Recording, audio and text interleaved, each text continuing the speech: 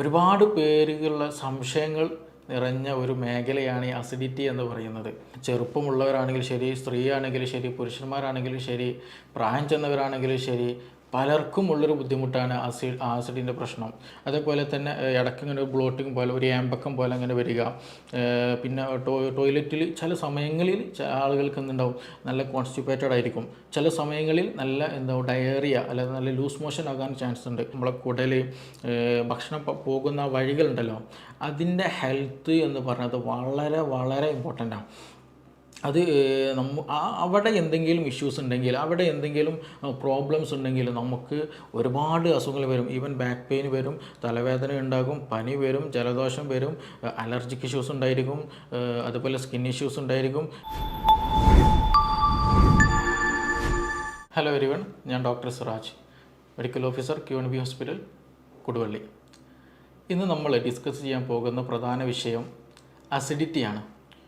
ഒരുപാട് പേരുകളുടെ സംശയങ്ങൾ നിറഞ്ഞ ഒരു മേഖലയാണ് ഈ അസിഡിറ്റി എന്ന് പറയുന്നത്. ചെറുപ്പമുള്ളവരാണെങ്കിലും ശരി, സ്ത്രീയാണെങ്കിലും ശരി, പുരുഷന്മാരാണെങ്കിലും ശരി, പ്രായം ചെന്നവരാണെങ്കിലും ശരി, പലർക്കും ഉള്ളൊരു ബുദ്ധിമുട്ടാണ് ആസിഡിൻ്റെ പ്രശ്നം. തികട്ടി വരിക, പുളിച്ച് തികട്ടി വരിക, അതേപോലെ ചില സമയത്ത് വയറ്റിൽ നിന്ന് നല്ലോണം പോവുക, നെഞ്ചരിച്ചിൻ്റെ പ്രശ്നം, നല്ല ഗ്യാസ് വരിക, വയറ് വീർത്ത് വരിക, ഇങ്ങനെ പൊതുവായിട്ടുള്ള ഈ ഒരു പ്രശ്നങ്ങൾ പല ആളുകൾക്കിടയിലുണ്ട്. നമ്മുടെ ഈ ലൈഫ് സ്റ്റൈൽ മാറിയതോട് കൂടി തന്നെ ഈ ഒരു ഇഷ്യൂസ് ഒരുപാട് പേരുകളിൽ ഇന്ന് നേരിടുന്നതാണ്.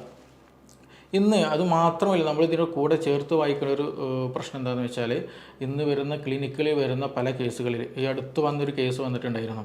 അവരോട് ചോദിച്ചോ, നിങ്ങൾക്ക് എന്തെങ്കിലും മെഡിസിൻ നിങ്ങൾ കണ്ടിന്യൂ ആയിട്ട് ഇതിന് കഴിക്കുന്നുണ്ടോ, എന്തെങ്കിലും ബുദ്ധിമുട്ടുണ്ടോ എന്നുള്ളത്. അപ്പോൾ ആ പേഷ്യൻ്റ് പറഞ്ഞത്, അത് ഞങ്ങൾ ഷുഗറിനും പ്രഷറിനൊക്കെ മരുന്ന് കഴിക്കുന്നുണ്ട്, പിന്നെ ഗ്യാസിനും മരുന്ന് കഴിക്കേണ്ടത് പറഞ്ഞു. അപ്പോൾ ഞാൻ ചോദിച്ചു, നിങ്ങൾക്ക് ഗ്യാസിൻ്റെ ഇഷ്യൂസ് എന്തെങ്കിലും ഉണ്ടായിരുന്നോ എന്ന് ചോദിച്ചു. അപ്പോൾ അവർ പറഞ്ഞത്, ഇല്ല, അങ്ങനത്തെ പ്രശ്നങ്ങളൊന്നുമില്ല, ഞങ്ങൾ അവിടെ പോയപ്പോൾ അവർ മെഡിസിൻ തന്നു, അത് ഞങ്ങൾ കഴിക്കുമെന്ന് ചോദിക്കും. അപ്പോൾ എന്നും കഴിക്കലുണ്ടോ? അത് സാറേ, ഞങ്ങൾ എന്നും കഴിക്കലുണ്ട് എന്നാണ് അവർ പറഞ്ഞത്. അപ്പോൾ ഇത് വെറുതെ കിട്ടുമ്പോൾ പോലും പല ആളുകളും ഈ മെഡിസിൻസ് കഴിക്കുക. എന്തെങ്കിലും വയറിന് എന്തെങ്കിലും ഒരു അസ്വസ്ഥത, അത് ഗ്യാസിൻ്റെ പ്രശ്നമാണോ, എന്തെങ്കിലും ഇൻഫെക്ഷൻ വന്നതാണോ, വേറെ എന്തെങ്കിലും ബുദ്ധിമുട്ടുണ്ടോ എന്ന് പോലും നോക്കാണ്ട് സ്വന്തം ഇഷ്ടപ്രകാരം എന്തെങ്കിലും PPI പ്രോട്ടോൺ പമ്പ് ഇൻഹിബിറ്റേഴ്സ് ആയിട്ടുള്ള പാൻഡോപ്പോ, ജലൂസിൽ അങ്ങനെയുള്ള എന്തെങ്കിലും മെഡിസിൻസ് എടുത്ത് കഴിക്കുന്ന ഒരു ശൈലി ഇന്ന് നമ്മുടെ കമ്മ്യൂണിറ്റിയിൽ, നമ്മുടെ സമൂഹത്തിൽ ഒട്ടുമിക്ക ആളുകളിലും ഉള്ളതാണ്. അപ്പോൾ അതുകൊണ്ട് തന്നെ അത് എത്രത്തോളം നല്ലതാണ്, എന്താണ് യഥാർത്ഥത്തിൽ നമുക്ക് പൊതുവായിട്ട് വയറ്റിൻ്റെ ഉള്ളിൽ ആസിഡുമായിട്ട് സംബന്ധിച്ച് ഉണ്ടാകുന്ന ബുദ്ധിമുട്ട്, അതെങ്ങനെ നമുക്ക് തന്നെ ഒരു മെഡിസിൻ്റെ സഹായമില്ലാതെ വീട്ടിൻ്റെ ഉള്ളിൽ തന്നെ നമുക്ക് എങ്ങനെ അത് മാനേജ് ചെയ്യാം തുടങ്ങിയ കാര്യങ്ങളാണ് ഇന്ന് നമ്മളിവിടെ കൂടുതലായിട്ട് പറയാൻ ഉദ്ദേശിക്കുന്നത്. അപ്പോൾ ഈ ആസിഡ്, നമ്മുടെ ഈ ആസിഡിൻ്റെ പ്രാധാന്യം എത്രത്തോളം ഉണ്ടെന്നുള്ള ആദ്യം നമ്മൾ മനസ്സിലാക്കണം. നമ്മുടെ വയറ്റിൻ്റെ ദഹനം നടക്കാൻ, ശരീരത്തിൽ വേണ്ട മെറ്റീരിയൽസ് വേണമെങ്കിൽ, അന്നജം, പ്രോട്ടീൻ, ഇതിൻ്റെയൊക്കെ ദഹനം നടക്കണമെന്നുണ്ടെങ്കിൽ നമുക്ക് കൃത്യമായിട്ടുള്ള ഒരു സംവിധാനം വേണം. അതിൽ ഏറ്റവും ഇമ്പോർട്ടൻ്റ് ആയിട്ടുള്ള ഒരു സംഗതിയാണ് ഈ ആസിഡിൻ്റെ പ്രസൻസ് എന്ന് പറയുന്നത്. നമ്മുടെ വയറ്റിലുള്ള ഈ ആസിഡിൻ്റെ pH വരുന്നത് 1.5 ആണ് ഏകദേശം വരുന്നത്. അതായത് അത്രത്തോളം സ്ട്രോങ് ആസിഡാണ് നമ്മുടെ വയറ്റിലുള്ളത്. അപ്പോൾ അതുകൊണ്ട് തന്നെ ഇതിൻ്റെ ഇമ്പോർട്ടൻസ് അത്രത്തോളം ഉണ്ട്. കാരണം ഞാൻ നേരത്തെ പറഞ്ഞതുപോലെ നമ്മൾ ഈ പ്രോട്ടീൻസ്, നമ്മൾ പച്ചക്കറികൾ കഴിക്കലുണ്ട്, മീൻ കഴിക്കലുണ്ട്, മുട്ട, അതല്ലാത്ത മറ്റു ഫ്രൂട്ട്സുകൾ കഴിക്കലുണ്ട്, അതുപോലെ ബീഫ്, മട്ടന്, ഇതൊക്കെ നമ്മൾ കഴിക്കുന്നതാണ്. അപ്പോൾ ഇതിൻ്റെയൊക്കെ ഡൈജഷൻ നന്നായിട്ട് നടക്കണം എന്നുണ്ടെങ്കിൽ ഈ ആസിഡിൻ്റെ പ്രസൻസ് ഇമ്പോർട്ടൻ്റ് ആണ്. അതേപോലെ ഒരു പക്ഷേ നമ്മൾ കഴിക്കുന്ന ഭക്ഷണത്തിൽ എന്തെങ്കിലും ബാക്ടീരിയാസോ എന്തെങ്കിലും ഫംഗൽസോ എന്തെങ്കിലുമൊക്കെ പ്രസൻസ് ഉണ്ടെങ്കിൽ മിക്കതും എന്ത് ചെയ്യും, ഈ പറയുന്ന ഈ ആസിഡിൽ വന്നിട്ട് അത് നശിച്ചു പോകും, അത് ചത്തുപോകും. അപ്പോൾ വലിയൊരു ഇൻഫെക്ഷനൊന്നും ഇല്ലാണ്ട് നമ്മുടെ വയറിനെ സംരക്ഷിക്കുന്ന ഒരു സംവിധാനം കൂടെ എന്ത് ചെയ്യുന്നുണ്ട്, അങ്ങനെ ഒരു ഫംഗ്ഷൻ കൂടെ എന്ത് ചെയ്യുന്നുണ്ട്, ഈ ആസിഡ് ചെയ്യുന്നുണ്ട്. അപ്പോൾ അത്രത്തോളം വളരെ ഇമ്പോർട്ടൻ്റ് ആണ് ആസിഡിൻ്റെ പ്രസൻസ് നമ്മുടെ വയറ്റിൽ എന്നുള്ളത്. അപ്പോൾ ഈ ആസിഡിന് പൊതുവായിട്ടുള്ള 2 ഇഷ്യൂസാണ് ഉണ്ടാവല്. അത് നമ്മൾ പ്രധാനമായിട്ട് ശ്രദ്ധിക്കണം. ഒന്ന് ഹൈപ്പർ അസിഡിറ്റി, രണ്ടാമത് ഹൈപ്പോ അസിഡിറ്റി. സിമ്പിളായിട്ട് പറഞ്ഞാൽ ചില കണ്ടീഷനിൽ എന്ത് ചെയ്യും, ആസിഡിൻ്റെ പ്രസൻസ് കൂടും, അധികമായിട്ട് ആസിഡ് പ്രൊഡ്യൂസ് ചെയ്യുക. രണ്ടാമത് എന്താണ്, ആവശ്യത്തിന് ആസിഡ് ഇല്ലാണ്ടിരിക്കുക. ഈ 2 ഘട്ടങ്ങളിലും നമുക്ക് വയറിന് അസ്വസ്ഥതകളുണ്ടാവും. അപ്പോൾ ഈ ഹൈപ്പർ അസിഡിറ്റി ഉള്ള കണ്ടീഷനിലാണ് കൂടുതലായിട്ട് ഈ പറഞ്ഞ പോലെ പൊളിച്ചത് കെട്ടുന്ന ഇഷ്യൂസ് ഉണ്ടാവുക. അതേപോലെ ചില സമയത്ത് നമ്മൾ വെള്ളം കുടിക്കുമ്പോഴൊക്കെ എന്ത് ചെയ്യും, ആ ഒരു സെൻസേഷൻ, വെള്ളം ഇങ്ങനെ പോകുന്ന ഒരു ഫീലിംഗ് നമുക്ക് കൃത്യമായിട്ട് മനസ്സിലാക്കാൻ കഴിയും ചില ആളുകൾക്കൊക്കെ. അത് എക്സ്ട്രീം കണ്ടീഷനിലാണ് അങ്ങനെയൊക്കെയുള്ള ബുദ്ധിമുട്ടുണ്ടാവുക. പിന്നെ അതേപോലെ ഇടയ്ക്കിടയ്ക്ക് വായിൽ പുണ്ണ് വരിക. അതേപോലെ ചില സമയങ്ങളിൽ അവരെന്ത് ചെയ്യും, ഭക്ഷണം കഴിച്ചാൽ തന്നെ വയറ്റുന്ന് പോവുക. ശരീരത്തിൽ എന്ത് ചെയ്യില്ല, നമ്മൾ കഴിക്കുന്ന ഭക്ഷണം കാണാൻ കഴിയില്ല. ഒരുപാട് ഭക്ഷണം കഴിക്കും, ഇതൊക്കെ എവിടേക്കാണ് പോകുന്നത് എന്നുള്ളൊരു ചോദ്യം ഉണ്ടാവും. അത് വേറെ ഒന്നും കൊണ്ടല്ല, ഈ നമ്മുടെ സ്റ്റൊമക്കിലുള്ള ആസിഡ് വരും. അധികമായിട്ടുള്ള ആസിഡ് കാരണം പെട്ടെന്ന് ദഹനം നടക്കും. പെട്ടെന്ന് എന്ത് ചെയ്യും, ഈ അതിൻ്റെ കൂടെ തന്നെ പെരിസ്റ്റാൾട്ടിക് മൂവ്മെൻറ്റ്, കുടലിൻ്റെ മൂവ്മെൻറ്റ് പല ആളുകൾക്ക് കൂടാറുണ്ട്. അപ്പോൾ അതുകൊണ്ട് തന്നെ പെട്ടെന്ന് ഒരു അബ്സോർപ്ഷനുള്ള സമയം ഇല്ലാണ്ട് പെട്ടെന്ന് തന്നെ അത് ടോയ്ലറ്റിൽ പോകുന്ന ഒരു സംവിധാനം ചില ആളുകൾക്ക് ഉണ്ടാവാറുണ്ട്. അപ്പോൾ അതുകൊണ്ടാണ് ഇങ്ങനെയുള്ള ഇഷ്യൂസൊക്കെ ഉണ്ടാകുന്നത്. അതാണ് ഹൈപ്പർ അസിഡിറ്റി എന്ന് പറയുന്നത്. ആസിഡിൻ്റെ അളവ് കൂടുന്നത് കൊണ്ടുണ്ടാകുന്ന അസ്വസ്ഥതകൾ, ബുദ്ധിമുട്ടുകൾ, പ്രയാസങ്ങളൊക്കെ. രണ്ടാമത്തേതാണ് ഹൈപ്പോ അസിഡിറ്റി എന്ന് പറയുന്നത്. അതായത് ആസിഡിൻ്റെ അളവ് വേണ്ട വിധേനം ഇല്ലാണ്ട് കുറവ് വരുന്ന ഒരു സാഹചര്യം. ഇതിനൊക്കെ ഉണ്ടാകാൻ ഒരു പ്രധാന കാരണമായിട്ട് പറയുന്ന ഒന്ന് രണ്ട് വിഷയങ്ങളുണ്ട്. ഒന്ന് അത് സ്ട്രെസ്സാണ്. ടെൻഷൻ ഉണ്ടെങ്കിൽ എന്ത് ചെയ്യും, ഈ പറഞ്ഞ പോലെ ആസിഡിൻ്റെ പ്രസൻസ് കൂടും. ടെൻഷന് എന്തെങ്കിലും കൂടുതലായിട്ട് ചിന്തിച്ചിരിക്കുക, ബേജാറ് കൂടുക, ആങ്സൈറ്റി വരിക, അങ്ങനെ വരുമ്പോൾ എന്ത് ചെയ്യും, ആസിഡിൻ്റെ പ്രൊഡക്ഷൻ കൂടും.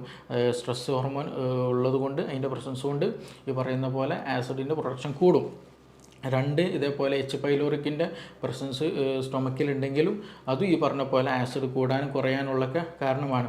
പക്ഷേ നമ്മളിത് മനസ്സിലാക്കേണ്ടത് എന്താണ്, എൻ്റെ ശരീരത്തിൽ എനിക്കിങ്ങനെ ഒരു ഇഷ്യൂ വന്നാൽ ഇത് ആസിഡ് കൂടിയതാണോ, അതല്ല ഇത് ആസിഡ് കുറഞ്ഞ ഇഷ്യൂ ആണോ എന്നുള്ളെങ്കിലും കുറഞ്ഞതെങ്കിലും നമ്മൾ എന്ത് ചെയ്യണം, മനസ്സിലാക്കണം.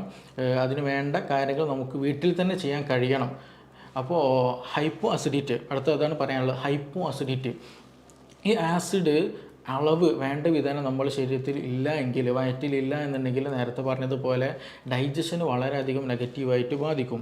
ഈ പ്രത്യേകിച്ച് പ്രോട്ടീൻ്റെ ഡൈജഷനൊന്നും നടക്കാൻ സാധ്യമല്ല. ദഹനം നടക്കാത്തത് കൊണ്ട് തന്നെ ഭക്ഷണം കഴിച്ചു കഴിഞ്ഞാൽ ഒരു ഹെവിനെസ് ഫീൽ, വയറെന്തോ ഒരു വീർത്ത പോലെ, ഒരു കനം പിടിച്ച പോലെ ഒരു ഫീലിംഗ് ഉണ്ടായിരിക്കും. അതേപോലെ തന്നെ ഇടയ്ക്കിങ്ങനെ ഒരു ബ്ലോട്ടിങ് പോലെ, ഒരു ഏമ്പക്കം പോലെ അങ്ങനെ വരിക. പിന്നെ ടോയ്ലറ്റിൽ ചില സമയങ്ങളിൽ ആളുകൾക്ക് എന്തുണ്ടാവും, നല്ല കോൺസ്റ്റിപ്പേറ്റഡ് ആയിരിക്കും. ചില സമയങ്ങളിൽ നല്ല ഡയറിയ അല്ലെങ്കിൽ നല്ല ലൂസ് മോഷൻ ആകാൻ ചാൻസ് ഉണ്ട്. അതെന്താ അങ്ങനെ വരണമെന്ന് ചോദിച്ചാൽ, ഞാൻ നേരത്തെ പറഞ്ഞല്ലോ, നമ്മൾ ഡൈജഷൻ ശരിക്കും നടക്കുന്നില്ല. ഡൈജഷൻ ശരിക്കും നടക്കാത്തത് കൊണ്ട് അൺഡൈജസ്റ്റഡ് ആയിട്ടുള്ള ഫുഡാണ് സ്റ്റൊമക്കിൽ നിന്ന് പിന്നീട് സ്മോൾ ഇൻറ്റെസ്റ്റൈനിലേക്കൊക്കെ, ലാർജ് ഇൻറ്റെസ്റ്റൈനിലേക്ക്, കുടലിലേക്ക് ഇങ്ങനെ വരുന്നത്. അപ്പോൾ അവിടെയൊക്കെ ചെറുതായിട്ടുള്ള ഒരുപാട് ഗട്ട് ബാക്ടീരിയാസ് ഉണ്ട്. ഈ ബാക്ടീരിയ എന്ത് ചെയ്യും, അതിമേ ഇങ്ങനെ വർക്ക് ചെയ്യുമ്പോൾ അവിടെയുള്ള അത് ശരിക്കും ഡൈജസ്റ്റഡ് ആകാത്തത് കൊണ്ട് തന്നെ അവിടെ ഒരു റൊട്ടനായിട്ട് ഒരു ചീഞ്ഞു പോകുന്ന ഒരു സിറ്റുവേഷൻ അവിടെ ഉണ്ടാകും. അപ്പോൾ അങ്ങനെ വരുമ്പോൾ എന്ത് ചെയ്യും, ചിലപ്പോൾ ചില ആളുകൾക്ക് നല്ല അബ്ഡോമിനൽ പെയിൻ ഉണ്ട്, നല്ല വയറുവേദന ഉണ്ടാകും. പിന്നെ അതുപോലെ കീഴുവായി പോകുന്ന സമയത്ത് ഭയങ്കര സ്മെല്ല് വളരെയധികം ഉണ്ടായിരിക്കും. പിന്നെ അതിങ്ങനെ ഇടയ്ക്കിടയ്ക്ക് വന്നുകൊണ്ടേയിരിക്കും. അതൊക്കെയാണ് ഈ പറയുന്ന പോലെ ഹൈപ്പോ അസിഡിറ്റി കാരണം നമ്മുടെ വയറിൽ ഉണ്ടാകുന്ന അസ്വസ്ഥതകൾ പ്രധാനമായിട്ടുള്ളത്. വയറുവേദന ഉണ്ടാവുക, കീഴ്വാഴ് കൂടുതലായിട്ട് ഇങ്ങനെ പോകുക, അത് നല്ല സ്മെല്ലുള്ള ഒരു കീഴ്വാഴ് വൈക്കും ഉണ്ടാവുക.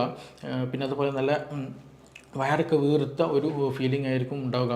അപ്പോൾ ഇതാണ് കൂടുതലായിട്ടും ഹൈപ്പോ അസിഡിറ്റിയുടെ കേസിൽ ഉണ്ടാകാറുള്ളത്. അതുകൊണ്ട് തന്നെ ചില ഈ റൊട്ടനാവില്ല, ഞാൻ പറഞ്ഞല്ലോ, കുടലിൽ വെച്ചിട്ട് ബാക്ടീരിയ അതും എന്ത് ചെയ്യും, കൂടുതൽ മൾട്ടിപ്പിൾ ചെയ്യും. അതിൻ്റേതായിട്ടുള്ള പ്രവർത്തനങ്ങൾ നടക്കുമ്പോൾ അതിന് ബാഡ് സ്മെല്ല് വരും. അതേപോലെ തന്നെ ചിലപ്പോൾ ഒരു ഇൻഫെക്ഷനും അതേപോലെ കോൺസ്റ്റിപ്പേഷൻ ആകാൻ ചാൻസ് ഉണ്ട്. അതേപോലെ നേരത്തെ പറഞ്ഞ പോലെ വയറ്റിൽ നിന്ന് കൂടുതലായിട്ട് ലൂസായിട്ട് സ്റ്റൂള് പോകാനും സാധ്യതയുണ്ട്. അതാണ് ഹൈപ്പോ അസിഡിറ്റിയിൽ കൂടുതലായിട്ടുണ്ടാകും.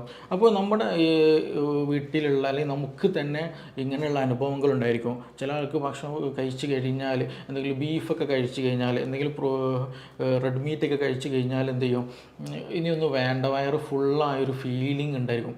നേരെ ചില ആളുകളുണ്ടാകും, എന്ത് കഴിച്ചാലും എന്ത് ചെയ്യും, വീണ്ടും വിശപ്പ് തോന്നും, വീണ്ടും പിന്നെ കഴിക്കാനുള്ള ടെൻഡൻസി ഉണ്ടായിരിക്കും. അവർക്ക് അങ്ങനത്തെ ഒരു ഹെവിനെസ്സോ ഫീലിംഗ് ഉണ്ടായിരിക്കില്ല. അതാണ് ഈ ഹൈപ്പർ അസിഡിറ്റിൻ്റെയും ഹൈപ്പോ അസിഡിറ്റിൻ്റെയും രണ്ടും വ്യത്യാസങ്ങൾ വരുന്നത്. ഇത് രണ്ടും എന്ത് ചെയ്യണം, ട്രീറ്റ് ചെയ്യേണ്ട കേസാണ്. ഇത് രണ്ടും എന്ത് വെച്ചാൽ നമ്മളെപ്പോഴും നോർമലിൽ എന്ത് ചെയ്യണം, മൂവ് ചെയ്യാൻ ശ്രദ്ധിക്കണം. അപ്പോൾ നോർമൽ മൂവ് ചെയ്താൽ മാത്രമാണ് ശരിയായ രീതിയിൽ ഡൈജഷൻ നടക്കുക, ശരിയായ രീതിയിൽ അബ്സോർപ്ഷൻ നമുക്ക് വേണ്ട ശരീരത്തിൽ വേണ്ട അന്നജവും പ്രോട്ടീനും വൈറ്റമിൻസും മിനറൽസൊക്കെ ശരീരത്തിന് കിട്ടുകയുള്ളൂ. അല്ലാണ്ട് നമ്മൾ കൂടുതലായിട്ട് ഭക്ഷണം കഴിക്കും, ഭക്ഷണം കഴിച്ചത് ശരിയായ രീതിയിൽ ആഗിരണം നടക്കില്ല, ഡൈജഷൻ നടക്കില്ല, അബ്സോർപ്ഷൻ നടക്കില്ല. അപ്പോൾ നമുക്ക് വേണ്ട സാധനങ്ങളൊന്നും ബോഡിക്ക് അബ്സോർബ് ചെയ്യാൻ പറ്റാത്തത് കൊണ്ട് അതെന്ത് ചെയ്യും, നമ്മുടെ ശരീരത്തിൽ പിടിക്കില്ല. അങ്ങനെയൊക്കെ ഇഷ്യൂസ് ഇതുമായി ബന്ധപ്പെട്ട് ഉള്ളതാണ്. അപ്പോൾ അതുകൊണ്ട് തന്നെ ഇതിൽ നമ്മൾ പ്രധാനമായിട്ട് ശ്രദ്ധിക്കേണ്ടത്, ഒന്ന് ഹൈപ്പർ അസിഡിറ്റി ഉള്ളവർക്ക് കൂടുതലായിട്ടുള്ള പ്രശ്നമാണ് സ്ട്രെസ് ഉണ്ടാവുക, ടെൻഷൻ ഉണ്ടാവുക, ബേജാറുണ്ടാവുക എന്നുള്ളത്. അത് നമ്മൾ ഒഴിവാക്കണം. സ്ട്രെസ് ഹോർമോൺ പ്രൊഡക്ഷൻ കൂടിക്കഴിഞ്ഞാൽ ഈ ഹൈപ്പർ അസിഡിറ്റി കൂടുതലായിട്ടുണ്ടാകും. അപ്പോൾ അതുകൊണ്ട് കൂടുതലായിട്ടുള്ള ടെൻഷന്, ബേജാറുകൾ, ആലോചനകൾ, ചിന്തകൾ ഒക്കെ ഉണ്ടെങ്കിൽ ശ്രദ്ധിക്കുക, അത് ഒഴിവാക്കേണ്ടതാണ്. മറ്റൊന്ന്, ഉറക്കമില്ലാത്ത അവസ്ഥയുണ്ടെങ്കിൽ, ഉറക്കം വളരെ കുറവാണ്, അങ്ങനെ എന്തെങ്കിലും ബുദ്ധിമുട്ടുണ്ടെങ്കിൽ അതും വളരെ ശ്രദ്ധിക്കേണ്ടതാണ്.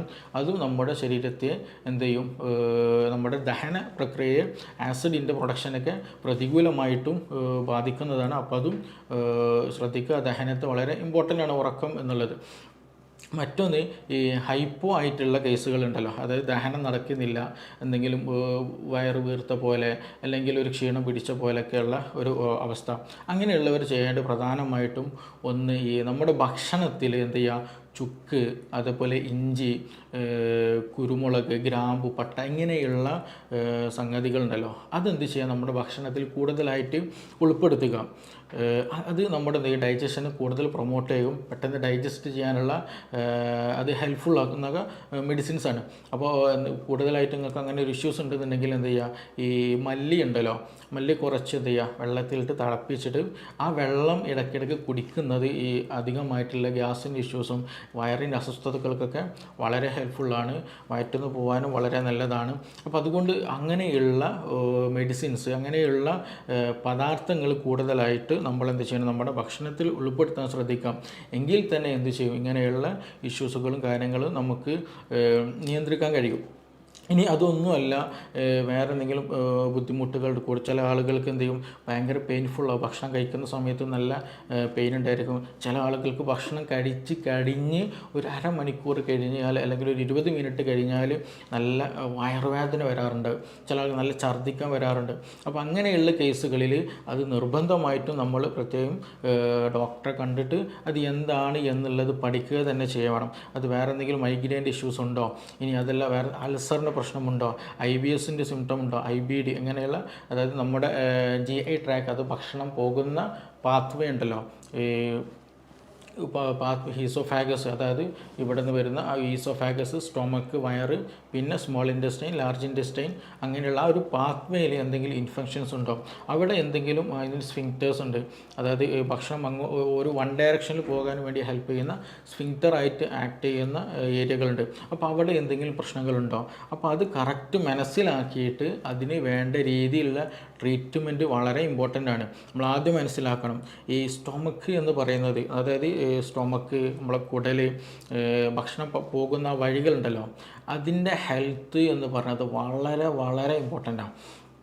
അത് അവിടെ എന്തെങ്കിലും ഇഷ്യൂസ് ഉണ്ടെങ്കിൽ, അവിടെ എന്തെങ്കിലും പ്രോബ്ലംസ് ഉണ്ടെങ്കിൽ നമുക്ക് ഒരുപാട് അസുഖങ്ങൾ വരും. ഈവൻ ബാക്ക് പെയിൻ വരും, തലവേദന ഉണ്ടാകും, പനി വരും, ജലദോഷം വരും, അലർജിക് ഇഷ്യൂസ് ഉണ്ടായിരിക്കും, അതുപോലെ സ്കിൻ ഇഷ്യൂസ് ഉണ്ടായിരിക്കും, സെക്ഷൽ ഇഷ്യൂസ് ഉണ്ടായിരിക്കും, അങ്ങനെയുള്ള പല ഇഷ്യൂസും ഉണ്ടായിരിക്കും.